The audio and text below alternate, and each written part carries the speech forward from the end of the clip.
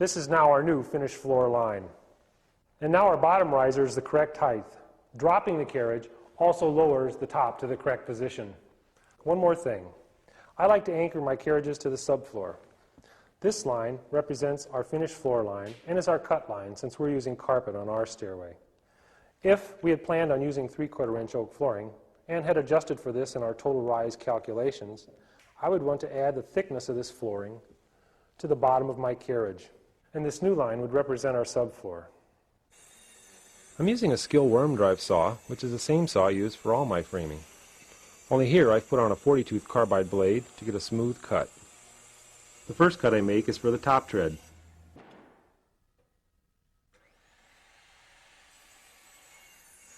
And this cut is for where the hanger board attaches to the carriage. You can see I have to hold up the guard with my thumb because the saw is coming at an angle to the board. Don't be tempted to wedge up the guard because if the saw kicks back you might get cut. This is the cut for the top riser, well on the waist side of the line. And here's the cut for the top tread, also on the waist side of the line. Don't be tempted to let these cuts overlap, as I've seen some carpenters do.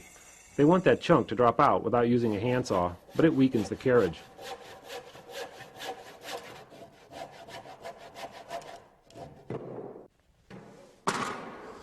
Let me show you what this looks like on the back side. When I'm making my cuts with a handsaw, I want to be sure not to go any further than the imaginary lines.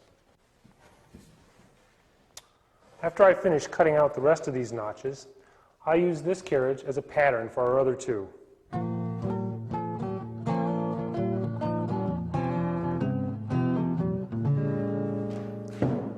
Okay, now I've got all the carriages cut, and I'd like to show you a few more details on the model. These little notches in the bottom of the carriage are to slip over this anchor. This will keep the carriages from sliding forward over time. Up here at the top, let me show you how we're going to attach the carriages to the header. This is a hanger board. It's nothing more than a piece of 3/4 inch plywood. We're going to nail the hanger board to the header and then nail our carriages from the back side through the hanger board. This is a good way to attach the carriages, but it's not the only way, and I've got other alternatives in the book. Now, we're going to put up our hanger board.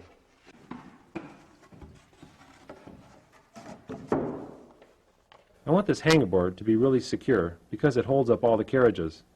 For a permanent installation, I'd use 8 or 10 16-penny nails. Now I've nailed down the top of my hanger board, and I want to mark where my carriage goes. I measured down from the top of my finished floor, 7 11/16 inch, and 1 1/8 inch more to the bottom of the tread. This is the top of my cut carriage.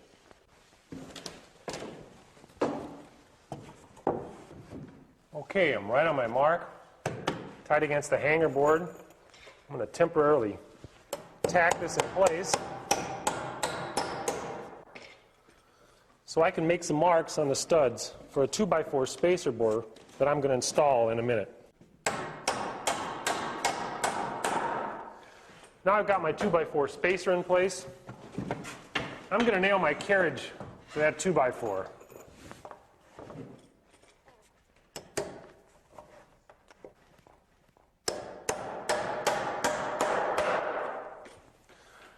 This 2x4 creates a nice space here so I can bring my sheetrock in and my finished skirt board when the time comes.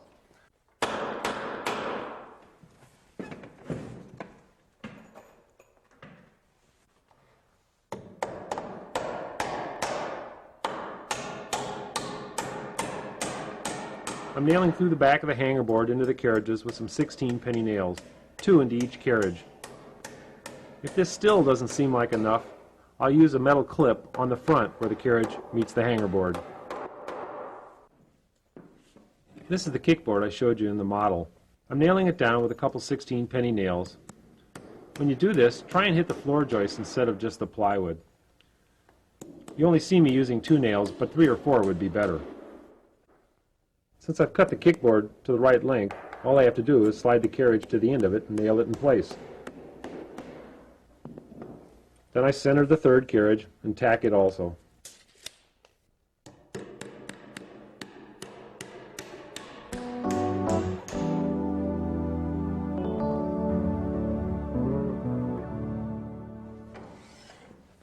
Now that I've finished installing the carriages, I'm ready to rip the treads and risers. I set the fence for the width of the tread. I'm using 1 1/8" plywood for these treads, but you could use 3/4 inch stuff. I prefer this though for a sturdier tread.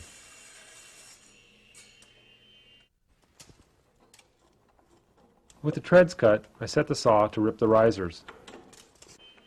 You don't need to use 1 1/8" plywood for the risers. 3/4 will be fine because no one will be walking on them. And it's really helpful to have a second person to catch the cutoffs.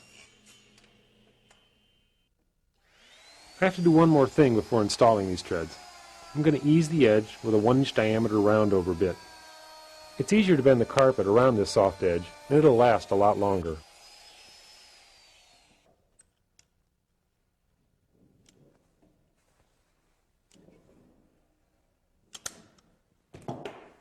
I start with the second riser up. I flush it up with the carriage and tack it in place with a small nail.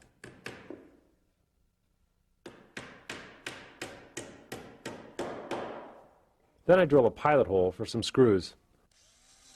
The pilot hole is the shank size of the screw. I only have to drill a hole in the plywood because the screw will cut its own threads in the carriage. Just installed our first riser. I've installed it in a good bed of construction adhesive. I'd ripped it to our calculated rise of 7 11/16 inch. I've also got a stack of treads which I'd ripped to our calculated run plus the nosing for 11 1/8. My rough stairwell opening is 38.5 inches, and by the time I put my sheetrock and my skirt boards in, I'll have a 36-inch wide stairway. I've cut the treads a little shorter and the risers so they'll fit easily between the skirt boards. If there's any crack later on, it'll be covered when we carpet the stairway. This is the bottom riser. It's shorter than all the others by the thickness of one tread because it sits directly on the floor, whereas this riser has a tread which laps up onto it. Now I'll install this riser, then a tread, and we'll work our way up the stairway.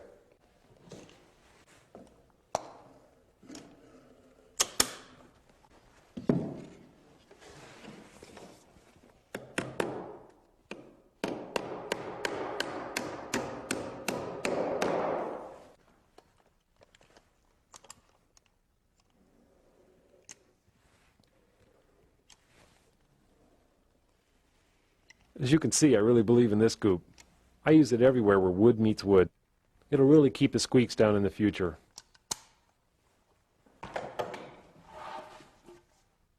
As with the risers, I flush it up, tack it in place, and sink it tight with sheetrock screws.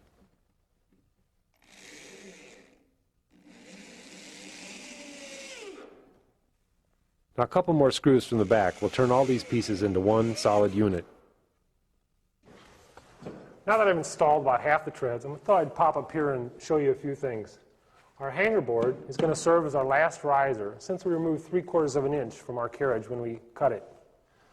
Also, when I installed the subfloor, I left it long. Now I'm going to have to cut it to the right width, 1 1/8 inch. I'll also need to put a little notch here for my skirt board, and I'll show you that when we go back to the model. Before I finish the last of our treads and risers, I want to show you a few alternative ways to finish this side of the stairway. If we didn't have a wall here, and this was an open stairway, we could notch a finish board like this, just the same as our carriage, and hang our treads and risers over, and let the carpet wrap around and butt into that board. We could put up a whole unnotched board like this, just let our treads butt into that. If this was a utility stairs, we might leave this open, although these risers add a lot to the strength of the stairway. If it was a utility stairs, we might use a 2x12 here, and if it was an exterior